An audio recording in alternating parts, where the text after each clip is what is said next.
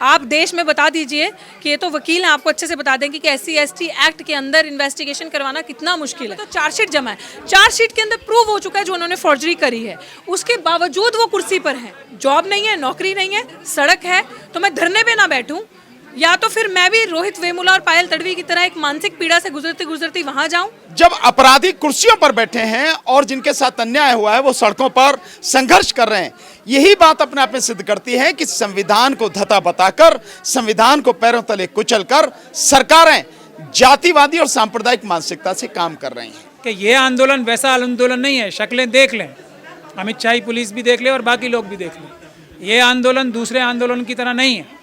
ये आंदोलन जब तक चलेगा जब तक प्रिंसिपल को सस्पेंड नहीं किया जाता। इतने परेशान हैं, आप क्या कहना चाहेंगे, क्या अपील करना चाहेंगे? मैं यही अपील करना चाहूँगी कि आपके सामने दृश्य है, आपने तब भी देखा जब पहलवान बेटियां वहाँ बैठी थी, जो न्याय की गुहार लगा रही थी और आरोपी खुलेआम घूम रहा था, उल्टे पुल्टे बयानबाजी कर रहा था, गुंडागर्दी दिखा रहे थे, और सेम चीज़ यहाँ पे रिपीट हो रही है कि जो आरोपी है छोटी चीज़ नहीं है। आप देश में बता दीजिए कि ये तो वकील हैं, आपको अच्छे से बता देंगे कि SC/ST एक्ट के अंदर इन्वेस्टिगेशन करवाना कितना मुश्किल है। वो तो ऐसे काबिल लोगों का सपोर्ट, ऐसे काबिल वकीलों की वजह से ये केस यहाँ तक पहुँच पाया। ये वकील ही नहीं है, ये तो एम्बेडकर राइट्स एक मिशन को चलाने वाले लोग हैं। इन लोगों की वजह से वो पहुंच पाया, और आरोपी पे जो प्रिंसिपल हैं चार्जशीट जमा है, छोटी बात नहीं, FIR ही नहीं होती, यहाँ पे तो चार्जशीट जमा है। चार्जशीट के अंदर प्रूव हो चुका है जो उन्होंने फॉर्जरी करी है, उसके बावजूद वो कुर्सी पर हैं। क्यों? और वहाँ पे हम जैसे जो प्रतिभाशाली बच्चे जिनका कोई कसूर नहीं है, स्टूडेंट जो जैसे मैं एक फैकल्टी हूँ वहाँ पे, और मैं बेरोजगार हूँ और सड़कों पे हूँ। अब आप मुझे बताएं, आप पत्रकार हैं, कि मेरे लिए क्या रास्ता बचता है? धरना? जॉब नहीं है, नौकरी नहीं है, सड़क है, तो मैं धरने पे ना बैठूं, या तो फिर मैं भी रोहित वेमुला और पायल तडवी की तरह एक मानसिक पीड़ा से गुजरती गुजरती वहां जाऊं, या धरने पे बैठ के न्याय की गुहार करूं समाज से कि आओ मेरा साथ दो, और आरोपी को जो अपराध किया है उसने उसकी सही जगह पहुंचाओ। कम से कम उसको सही जगह पहुंचा के एक यूनिवर्सिटी में ये मिसाल कायम होगी, और बहुजन बच्चों को एक उत्साह, एक आस जगेगी कि हमारे साथ अब कोई गलत नहीं करेगा। सर, आप क्या कहेंगे, क्योंकि जिस प्रकार से लगातार आप लोगों ने एक आंदोलन किया था, वेतन जो नहीं मिला था उसके खिलाफ भी जो आपने आंदोलन किया था, क्या कुछ कहेंगे आप कि क्या वाकई जो है संविधान और लोकतंत्र खतरे में है, जिस प्रकार से लगातार जो है इंसाफ नहीं दिया जा रहा? नहीं, अगर संविधान के अनुसार सारी चीजें हो रही होती तो जो अपराधी है वो जेल में होते, सलाखों के पीछे होते, और जिसके साथ में अन्याय हुआ है वो कुर्सी पर होते। लेकिन जब अपराधी कुर्सियों पर बैठे हैं और जिनके साथ अन्याय हुआ है वो सड़कों पर संघर्ष कर रहे हैं, यही बात अपने आप में सिद्ध करती है कि संविधान को धता बताकर, संविधान को पैरों तले कुचलकर सरकारें जातिवादी और सांप्रदायिक मानसिकता से काम कर रही हैं।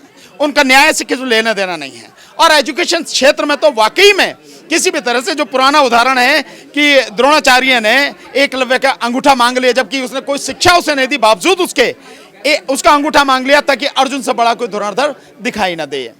तो ये मानसिकता तब से लेकर आज तक लगातार चली जा रही है। और जो इस शोषित पीड़ित समाज के हैं, बहुजन समाज के हैं, SC/ST OBC माइनॉरिटी के बच्चे हैं, इनको पढ़ने ना दिया जाए, और ये पढ़ लिख के अपनी मेहनत से पहुंच पाए, प्रोफेसर बन पाए, तो उनको वहां ना रहने दिया जाए, वहां से हटाया जाए। और केवल ये नहीं, कहीं भी किसी भी क्षेत्र में जाएं, किसी भी जॉब में जाएं, उनके साथ हमेशा अन्याय होता, शुरू से लेकर आखिर तक। तो ये लड़ाई बहुत बड़ी लड़ाई है, और संविधान को बचाने और संविधान के साथ साथ जो लोगों के हक और हुकूक हैं उनको बचाने की लड़ाई है। सर, आप क्या कहेंगे, क्योंकि पहली मर्तबा नहीं है जिस प्रकार से हो रहा है, और लगातार हम जातिवादी हिंसा भी देखते हैं, तो आप क्या कहेंगे, क्या पिछड़े वर्ग को जो है जानबूझकर दबाने और शोषण करने का जो शिकार बन रहे हैं, उसके खिलाफ आप क्या? इस बात में किसी को कोई भी शक नहीं होना चाहिए कि जो भी SC/ST और माइनॉरिटीज़ के लोग हैं, OBC के लोग हैं, उनको आज इस मनुवादी व्यवस्था में अपनी ज़िंदगी के हर लम्हे में प्रताड़ना, डिस्क्रिमिनेशन झेलनी पड़ती है। डॉक्टर रितु का केस ज्वलंत एग्जाम्पल है कि अमित शाही पुलिस के जो भ्रष्ट अधिकारी हैं, उन्होंने पूरी ताकत लगाई कि उस प्रिंसिपल को डिस्चार्ज कर दिया जाए, लेकिन बावजूद उसके ऐसे पुलिस के भ्रष्ट अधिकारी जिनके खिलाफ कोर्ट ने भी टिप्पणियां की, बार बार टिप्पणियां की, को भी जो प्रिंसिपल है उसके खिलाफ चार्जशीट फाइल करनी पड़ी। आप इसी से समझ सकते हैं कि अगर ईमानदारी से इस केस में इन्वेस्टिगेशन होती या होगी तो इसमें वाइस चांसलर साहब बंद होंगे, जेल में जाएंगे, इसमें प्रिंसिपल साहिबा तो जाएंगी ही जाएंगी, इसमें उनके चेयरमैन जाएंगे, उनके मैनेजिंग कमेटी के जितने लोग हैं वो जाएंगे, जो रजिस्ट्रार हैं वो जाएंगे 100%, और उसके अलावा जो प्रोफेसर जिन्होंने ऋतु के खिलाफ झूठे बयान और गवाहियाँ दी हैं वो सब जेल जाएंगे। और हमारे जो SC/ST कमीशन के लोग हैं, जो हमारी पार्लियामेंट्री कमेटी है, उनके सामने भी डॉक्टर ऋतु गई थी, उन्होंने भी इनको कोई न्याय नहीं दिलवाया। आज भी ये सड़क पे हैं और अपराधी चेयर पे हैं।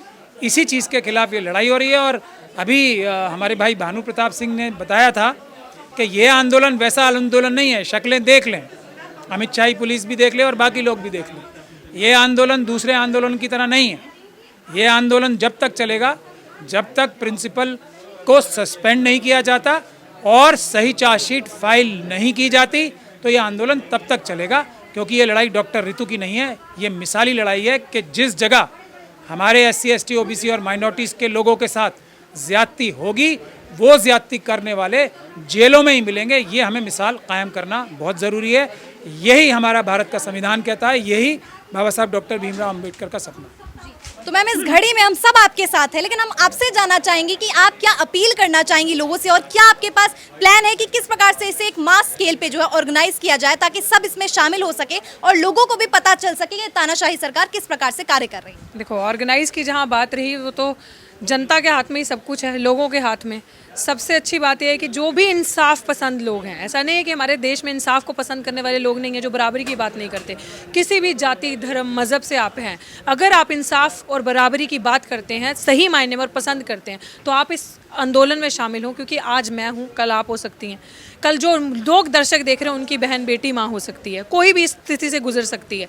तो अगर हमें अपने ये इंस्टीट्यूशंस बचाने हैं, अपने बच्चों का भविष्य बचाना है, आगे आना है और अपने बढ़ते, जिस तरह आप भारत की बात कर रहे हैं, अगर हमें लग रहा है कि अभी भी कुछ चीज़ें हैं जो हम सिक्योर और प्रोटेक्ट कर सकते हैं, वो सब लोग इस आंदोलन में शामिल हों। और तो मुझे लगता है कि अगर कड़ी से कड़ी जुड़ेगी, अगर इसमें लोग अपनी ईमानदारी से भागीदारी निभाएंगे, और ईमानदारी से अगर सही में आप बात करते हो कि बेटियों को पढ़ाना है और बचाना है, तो बेटियों के लिए सड़कों पे आना होगा।